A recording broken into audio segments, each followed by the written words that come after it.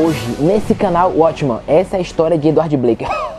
Puta merda, o mesmíssimo diga. E se você não viu The Walking Dead ainda, não veja. Se inscreve no canal que logo logo tem resumo aqui também. Ou pros mais atuais, o Joey de The Boys. Que se você não viu também, se inscreve aí que eu vou fazer resumo também.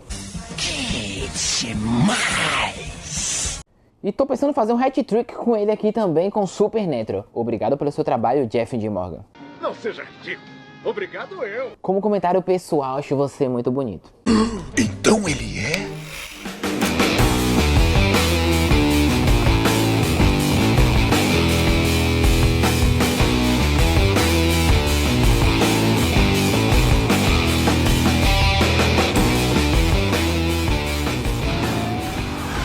Para onde estamos indo? O melhor lugar da Terra. Absolutamente do nada, enquanto ele assiste TV, um homem misterioso aparece numa cena Absolute Cinema. Aqui já te adianto que apesar de odiar a direção do Zack Snyder em alguns momentos desse próprio filme, cara, devo dizer que a ação é foda na maioria das vezes. E assim, o homem misterioso mata o comediante. Adeus, Blake. Sempre lembraremos de você pela sua insígnia de emoji feliz. Após a morte do Blake, conhecemos Rorschach, que se pra você tem cara conhecida porque ele é o mesmíssimo Fred Krueger do remake da Hora do Pesadelo, que encontra o emoji que o Drake usava, todo ensanguentado, sai pra investigar o que houve e aqui descobrimos que não, Edward Blake não era um homem comum, sim um vigilante aposentado. Drill, o que é um vigilante? Vigilante, ou melhor, vigilantes eram policiais super soldados com roupa de super-heróis que combatem o crime e combatem guerras pelos Estados Unidos da América. A coisa é que o Blake era um vigilante aposentado conhecido como comediante. E claro, ele não era o único. Os vigilantes principais aqui, claro, antigamente, porque a gente vai conhecer eles no passado e no futuro, eles eram comediante como Capitão Pátria dos Vigilantes. Sim, o cara é um tremendo psicopata de merda que já até... mulheres. Doutor Manhattan, um peladão da Teen, como um dos personagens mais apelões de todos os tempos, mas para isso falta. Spectral, como a gostosa dos vigilantes. Rorschach, como o justiceiro mascarado que tem essa máscara bolada aí. E Ozymandias, como o Reed Rich dos vigilantes, nada mais nada menos que o homem mais inteligente do mundo. Wanda, o Raio Negro sabe onde tá seus filhos. Sério? É, mano, só que o Raio Negro é meio tímido, então ele prefere falar no ouvidinho. Não é verdade, Raio Negro?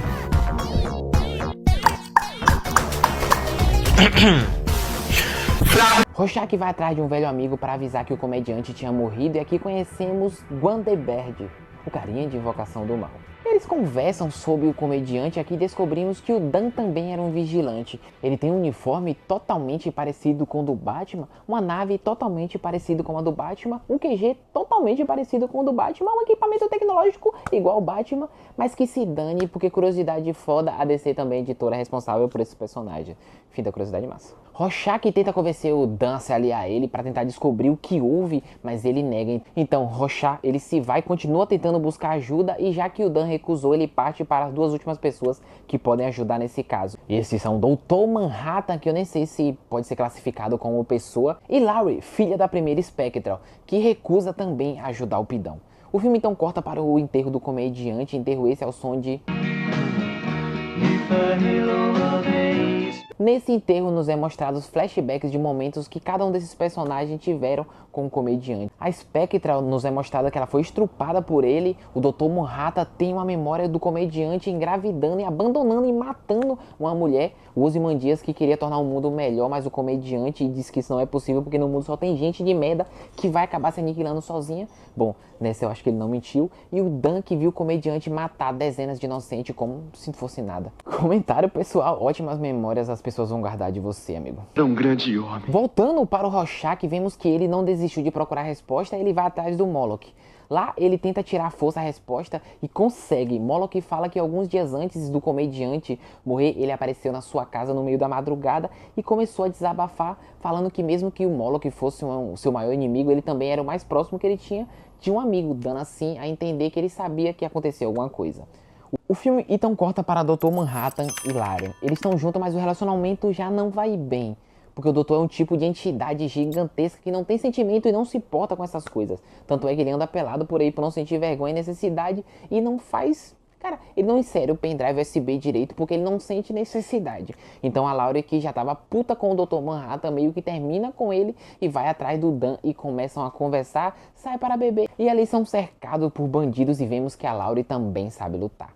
Em paralelo a tudo isso, o Dr. Manhattan vai até uma entrevista na televisão onde o cara começa a alegar que todo mundo que ele convive ou conviveu teve ou tem câncer. E uma dessas pessoas é sua ex que tem câncer e o Dr. Manhattan simplesmente a abandonou para ficar com a Laurie. O filme também nos mostra como o Dr. Manhattan virou o Dr. Manhattan. Ele esqueceu seu relógio dentro de uma experiência que ele estava trabalhando e quando entrou para buscar, bum, ele foi desintegrado vivo e ao passar das semanas ele viraria pouco a pouco o Dr. Manhattan. Tudo nele começou a aparecer do nada, desde essa bela careca azul e brilhosa até esse pinto mole avantajoso e brilhoso e chamativo. Viu de rola agora. Em paralelo a tudo isso, vemos uma tentativa de assassinato aos Ozymandias, que numa cena totalmente improvável até demais da conta que você chega até a suspeitar das coisas, ele se salva do bandido e o bandido, para não dar informações, se mata com um veneno. Enfim, aparentemente alguém está tentando matar os vigilantes. Voltando para a perspectiva do Rorschach, procurando pistas aqui e ali, ele acaba encontrando o Moloch assassinado e adivinha só, a culpa do assassinato fica para ele, que é preso em observação, preso em um local onde ele prendeu a maioria dos presidiários. E aqui descobrimos como ele virou um justiceiro. Sua mãe era uma garota de programação que não gostava dele, ou seja, ele sempre foi um garoto meio problemático, quer dizer, totalmente problemático. E uma grande virada de chave em sua personalidade foi quando ele estava investigando o desaparecimento de uma menina de 6 anos e bum, achou esse cara que tinha dado a menina para cachorros comerem. Aqui ele passou a matar vilões. E só um adendo, dentro da cadeia ele me profere uma das melhores frases de filmes de herói. Cara, Vin Diesel chora na cadeira quando ouve uma frase dessa. Acho que vocês não entenderam. Eu não estou preso aqui com vocês. Vocês estão presos comigo. Em paralelo a tudo isso, vemos o Dan macetando a Laurie. E quando o cara ejacula, o Zack Snyder mete essa.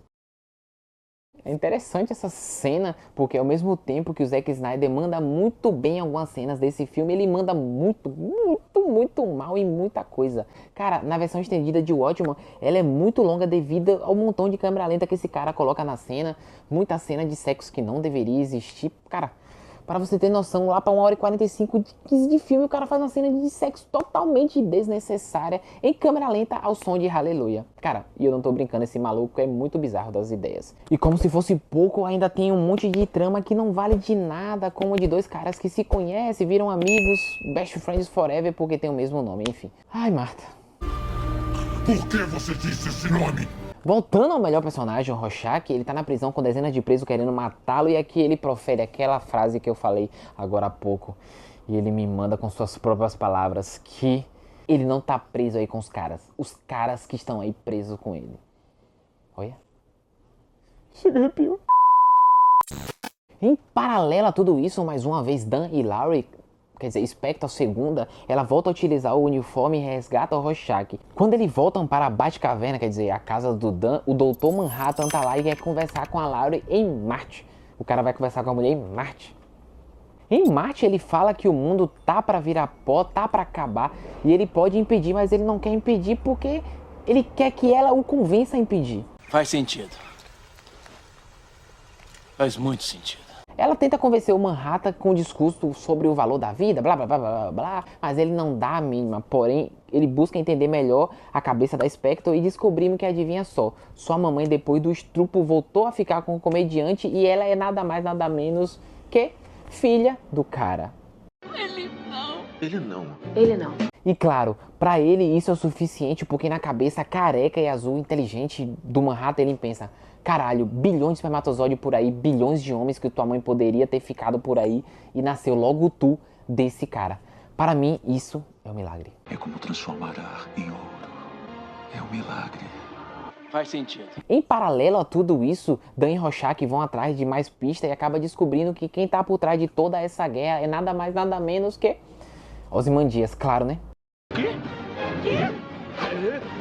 que é o homem mais inteligente do mundo, mas deixou no seu computador provas que condenariam ele. Eles vão até a Antártica, que é onde Ozzy e seus capangas estão. Lá vemos que o Ozymandias, ele é um maníaco que mata qualquer um, inclusive os inocentes, para conseguir o que quer. E aqui descobrimos que ele estava por trás de tudo desde o início. Ele matou o comediante, ele armou para prender o Rorschach, ele causou câncer nos parentes e amigos do Dr. Manhattan. E por quê?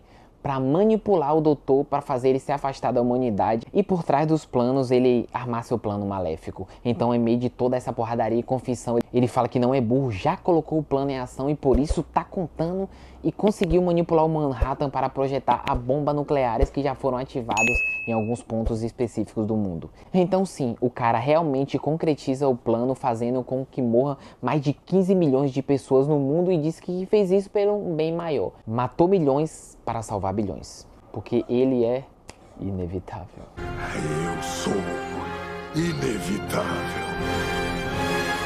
Os dois caras de nome aleatórios de mesmo nome, inclusive, morreram. Adeus personagens aleatórios que só serviram para aumentar a duração do filme. Logo após tudo isso, o Manhattan retorna à Terra e diz que está decepcionado com o Adrian Ozzy, mas Adrian, ele não quer papo, então ele arma pro Manhattan, inclusive sacrificando seus bichos de CGI esquisitos, e desintegrado o Dr. Manhattan morre. Ou, pelo menos, morreria se não fosse aprendido a reintegrar seu corpo assim que ganhou poderes. Foram as primeiras coisas que o careca aprendeu. Então ele diz que caminhou pela superfície do Sol. Eu caminhei pela superfície do Sol. Eu testemunhei eventos tão mínimos e rápidos que mal pode-se dizer que ocorreram. O homem mais inteligente do mundo não representa ameaça maior para mim do que o cupim mais inteligente. O cara faltou a aula de humildade. A coisa é que o Manhattan, querendo aceitar isso ou não, depois de ver pela TV que por causa dessas explosões, 2 países desistiram de fazer guerra contra os Estados Unidos, ele concorda que o Ozzy tem razão, então aceita manter a mentira para manter o país fora da guerra, dizendo que aceita essa mentira, aceita ser o culpado de tudo se o mundo passar a viver em paz. E o único que não concorda com essa decisão é o Rorschach, que sai dizendo que não concorda em viver uma mentira. Fiquem vocês com suas mentiras. E sabendo que essas informações não podem sair dali nunca pela paz do mundo, Rorschach, pela mão do próprio Dr. Manhattan, morre. Não posso deixá-lo fazer isso. Eu posso mudar quase tudo, mas não posso mudar a natureza humana. O que é que você está esperando? Era um grande homem. Adeus, Rorschach. Baita personagem você foi. O melhor. Por fim, a paz é realmente instaurada no planeta Terra. Demi e Laurie passa a viver felizes como um casal. A Laura, inclusive, perdoa sua mãe por ter tido um filho com um comediante, no caso, ela. O Dr. Manhattan vai viver sua imortalidade em outra galáxia, longe dos humanos.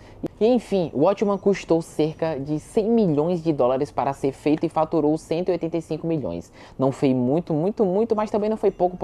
Na crítica, a mesma coisa. Ele não fez muito, mas também não fez pouco.